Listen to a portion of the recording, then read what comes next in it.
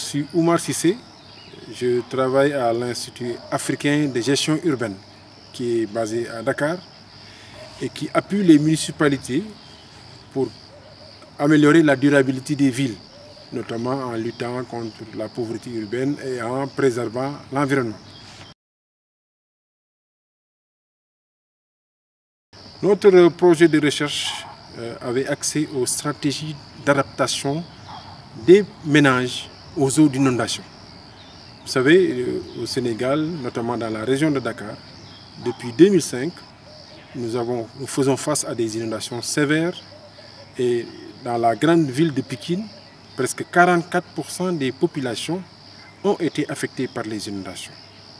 Nos travaux se déroulent dans une commune de Pikine qui s'appelle Yeumbeul Nord, où notre objectif était d'évaluer les stratégies d'adaptation que les populations utilisaient sur leurs maisons. Et cela nous a permis d'identifier les stratégies qui n'étaient pas bonnes, comme le remblai, qui est tout le temps utilisé par les ménages pour permettre aux rues d'être accessibles, mais qui, à long terme, crée une dénivellation entre la rue et la maison et piège les eaux dans les maisons. Nous avons aussi observé des stratégies intéressantes et assez positives.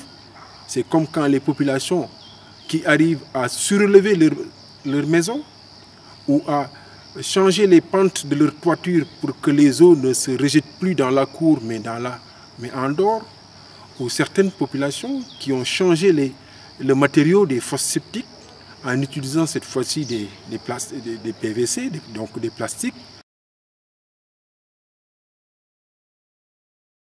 L'objet donc principal de notre recherche était d'identifier et d'évaluer les stratégies d'adaptation sur les habitations des ménages aux eaux d'inondation pour identifier celles qui sont négatives et celles qui sont positives et même de les tester et d'appuyer les ménages dans le processus d'adoption des stratégies positives.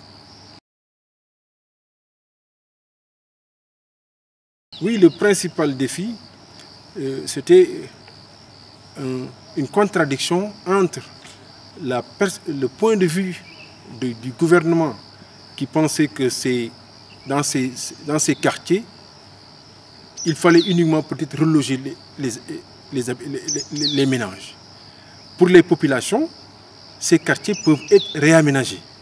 Ils peuvent, si on les assiste, s'adapter en utilisant des techniques de construction différentes.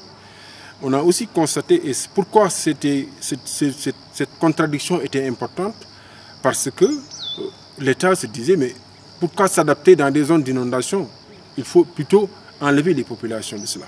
Mais nous avons réussi à montrer que les populations qui sont venues dans les 10 dernières années, leurs maisons étaient moins inondées. C'est-à-dire qu'ils ont davantage intégré le risque d'inondation dans la construction. Cela veut dire que, tout le monde le sait, depuis de longues années, le gouvernement tente de reloger les populations sur d'autres sites. Mais on n'arrive même pas à reloger 10% des populations qui sont sinistrées. Pour nous, donc, la recherche a montré qu'il y a des stratégies positives, il faut les encourager, mais aussi il faut les intégrer dans la politique.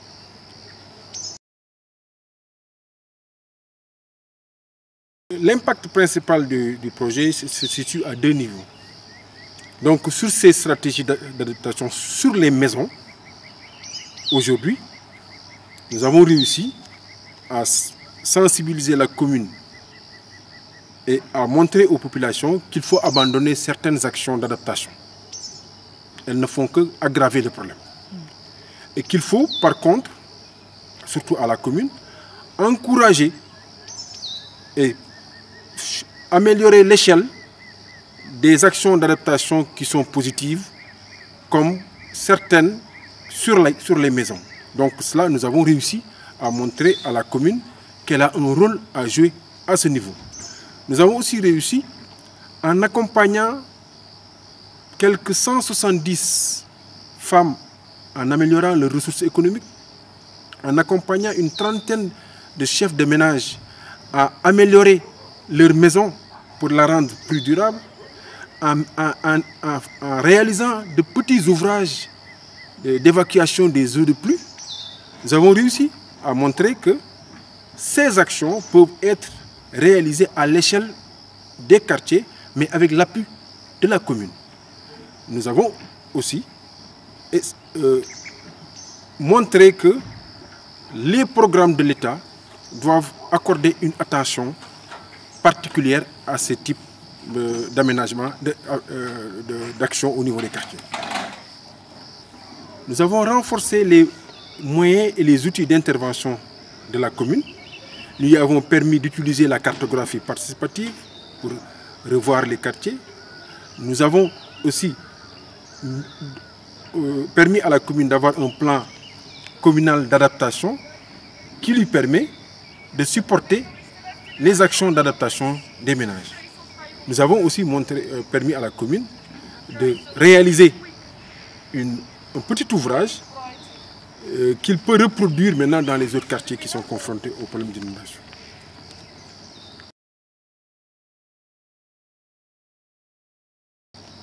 Donc nous avons aussi renforcé les capacités de la commune à accompagner l'adaptation des communautés. L'autre niveau maintenant qui reste, c'est au niveau du gouvernement central, qui a prévu un grand programme sur 10 ans pour faire face aux inondations, avec des composantes, mais nous travaillons, nous, actuellement en plaidoyer pour que dans ce programme, qu'il y ait une composante soutien aux adaptations positives des communautés dans les quartiers.